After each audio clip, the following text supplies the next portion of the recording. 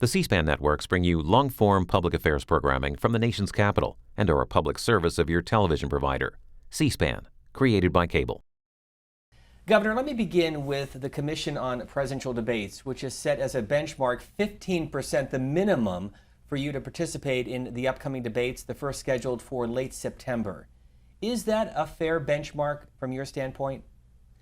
I think the benchmark is fair. What's not fair is that all of the polls being conducted right now have Trump and Clinton, and then about 40% of the polls on the second or third question they'll ask, well, what happens when you add Johnson to that mix?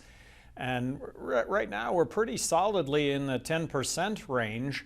But if they were to, and 99% of the media just reports the top two lines. So really what you've got, the majority of people in this country don't even know that there's a third-party candidate.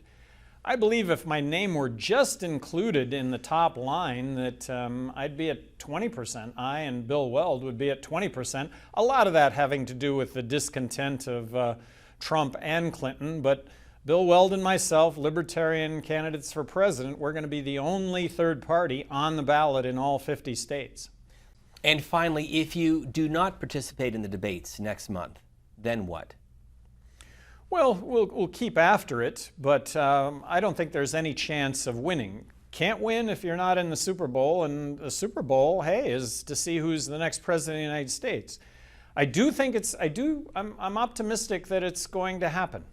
But just to be clear, if you're not in the debates, you don't think you can win? No, there's no way that you can win the race. That would just, in my opinion, defy reality. Gary Johnson is the Libertarian Party nominee, the former governor of New Mexico. He is joining us from Las Vegas.